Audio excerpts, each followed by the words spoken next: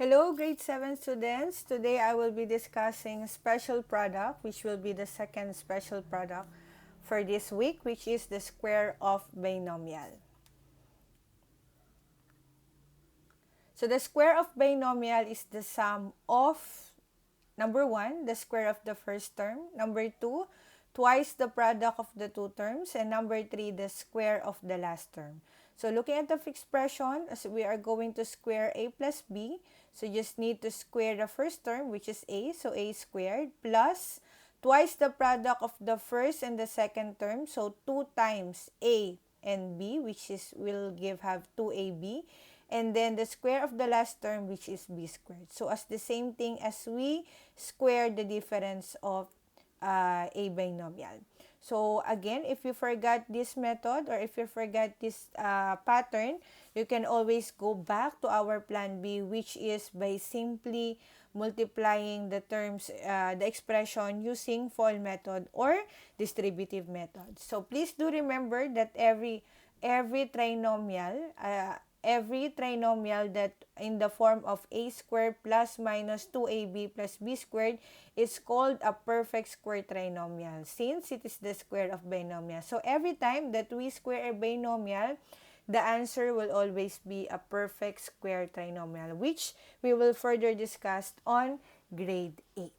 Okay, so let us have examples, okay, on how we square a binomial. So number 1, determine the square of a plus 7.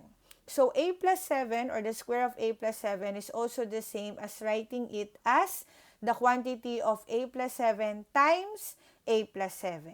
Okay? So as you can see, the terms are just the same as well as the operation should be the same also. So let's go to the shortcut way or the pattern for the special product, which is, again, number 1 is to square the first term. So your first term is a, so we have to square it. So the answer is a squared. And then second step, twice the product of the two terms. Your first term is a, your second term is 7, and then multiply it by 2, so that will be 2 times a times 7. And the last step is to square the last term, which is 7, so we have to square 7. So as to write our final answer, so that will be a squared plus 2 times a times 7, the answer is 14a. And 7 squared, it means 7 times 7, which will give us 49. And this will be our final answer. So I'll repeat. If you forgot step number 1 to step number 3, you can go back to the basic FOIL method and distributive method. You will still arrive with the same answer. Okay, so let us proceed with more examples. Okay, so simplify the quantity of x minus 8 squared. So let's have again the first step, which is to square the first term.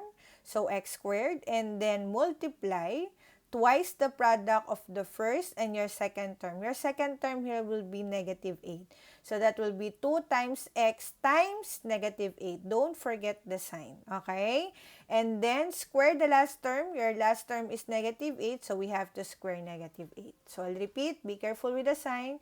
Okay, so just copy x squared. So as we multiply 2 times x times negative 8, the answer is negative 16. So minus 16x. And then square the last term, which is negative 8 squared. So will give us negative 8 times negative 8. The answer is positive 64. Okay, so grade 7, please do remember that every time we square an expression or every time we square a number, the answer is always positive. Next, simplify the quantity of 3x plus 2 squared. So our first term here is 3x, so we have to square 3x. And then 2 times 3x times 2, which is the first and the second term. And then plus the square of the last term, which is 2, so 2 squared. Okay, and then simplify 3x squared, it means 3x times 3x, which is 9x squared. And then 2 times 3x times 2, which is 12x squared. And last one, 2 squared, the answer is 4. And this will be our final answer. Okay, so as you can see, for our final answer, we don't have any more like terms. So therefore, that will be our final answer. Next, let us proceed. Okay, so what is the square of 2x minus 5? So again, square the first term, so that will be 2x squared.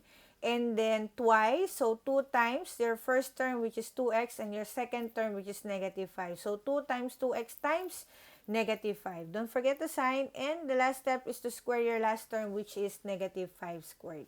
And simplify. So 2x squared, it means 2x times 2x, which is 4x squared. And then 2 times 2x, which is 4x times negative 5, which will give us negative 20x. So minus 20x. And then negative 5 squared, negative 5 times negative 5, which is positive 25. This will be our final answer. Okay, for our last example, what is the square of 4x plus 5y? So again, we have to square the first term, which is 4x.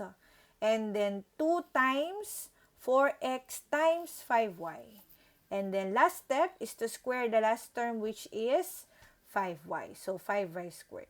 So 4x squared, it means 4x times 4x, which is 16x squared. And then 2 times 4x, the answer is 8x, times 5y, the answer is 40xy. It's positive, so plus. And then 5y times 5y will have 25y squared. So the final answer will be 16x squared plus 4xy plus 25y squared. Okay, let's see if you can answer the following expressions. Okay, for number 1, what is the square of x plus 3? Okay, the answer here is x squared plus 6x plus 9. Very good. Let's proceed to number 2. What is the square of x minus 9? And you're correct. The answer is x squared minus 18x plus 81. And last one, what is the square of 2x minus 5? Be careful with the sign. And as you square a number, again, as we square a number, we're going to multiply the given expression by itself 2 times. And you are correct. The answer is 4x squared minus 20x plus 25. Okay, that's it. Thank you so much. Again, as we square our binomial, I'll repeat, that will be the sum of the square of the first term, twice the product of the first and the second term, and square the second term. That's it. Thank you so much for watching. See you again next time, grade 7.